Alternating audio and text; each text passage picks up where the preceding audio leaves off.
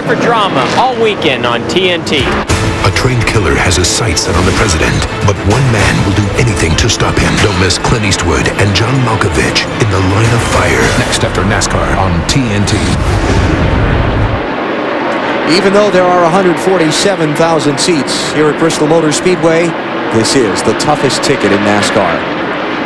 People lined up and down both sides of the street the last 2 days with signs saying tickets needed. I don't think they found many people willing to part with theirs, BP. No. If you have a ticket to Bristol, you certainly do not want to sell it. We see Dale Earnhardt Jr. all of a sudden is caught up in some heavy traffic. See Robbie Gordon and Dale Jarrett. Yeah, these guys have been watching the last couple last BP. The 88 had the 31 turned at least twice, and they're still banging into each other. They're not happy with each other right now. That was for 31st place. Jimmy Spencer loses a spot to Bobby Labonte. That'll be 6th place, Benny.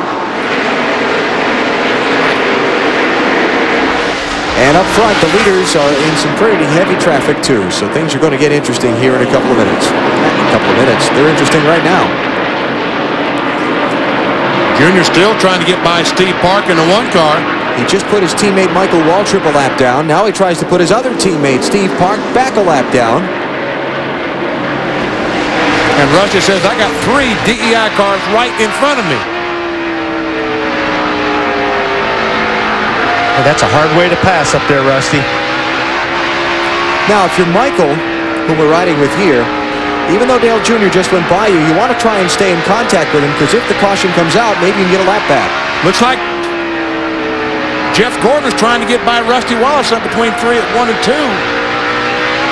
As Rusty moved up to get by on the outside of Steve Park, looked like Jeff Gordon looked on the inside. Now all of a sudden Rusty Wallace is going back to the bottom. Yeah, that's the safe place to be. Kurt Busch is closed on them. The 4th place car, Ward Burton's coming up from behind in 5th.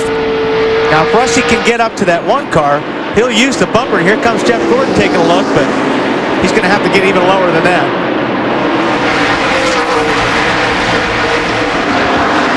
There's only one problem. You can't. That's what I'm saying. You got to get lower, but you can't. But all of a sudden, Rusty seems to have lost some of his speed. Yeah, it does. I mean, he was up trying to pass Steve Park on the outside like it's not going to be a problem. And he can't catch Steve Park right now. Marty, what's going on down the Rusty Wallace pit? Well, he hadn't said much on the radio. In fact, a minute ago, he was bragging, or not bragging, he was saying to his team, if I can just get to Dale Earnhardt Jr., I think I can pass him and set sail. But right now, it does look like his car's a little too tight, Vinny, because it's washing up the racetrack. Rusty likes to run the low line here. That's what they worked on in the test. He just can't keep it down there as Jeff Gordon just went around him. And BP, that's all it takes. 1 bobble off the turn, and boom, you lose a spot. All you got, what driver's got to do is just lift off the throttle to get the car back under control. While he does that, someone is pulling alongside of him, trying to take that spot away. Rusty may not have said much, but watching the back end of that 2 car, it's awful wiggly, awful happy there coming off the corners. Looks like he's fighting a little loose to me. He's keeping the car right on the bottom of the racetrack. But he's back to 3rd place now as Jeff Gordon has gotten by. Could it be that someone as experienced as Rusty got up there on the outside trying to pass Steve Park and just lost his rhythm? I think so, Benny. Not only that, but it's still slippery up there. You still pick up that rubber. See all that rubber on the outside of the dirt? Maybe got a little bit on his tires, and it, like you say, lost his rhythm for a couple laps because he's coming right back at Jeff right now. Todd Strickland in the 23. Now a lap down to the leader, back in 36th place.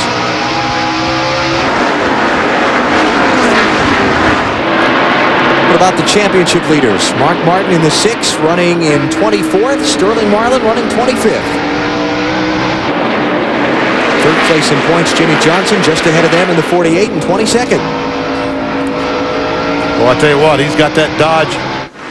Mark Martin, when he looks in the rearview mirror, he can't see anything but a windshield.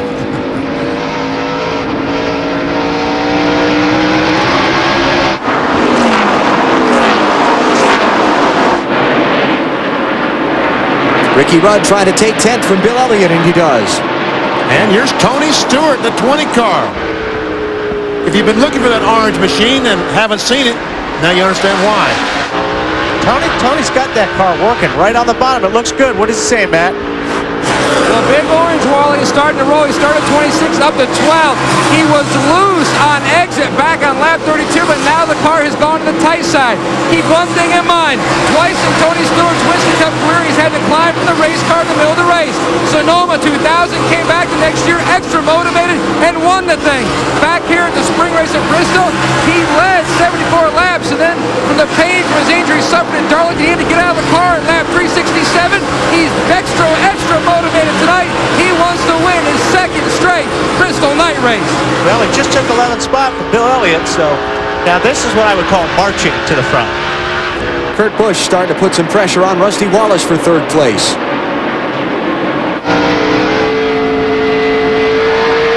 Jeff Gordon has gotten away from Rusty now, put 3-lap cars between himself and that Blue Deuce. All going Dale Earnhardt Jr.'s way so far. He has led every one of the 122 laps. Here and there may be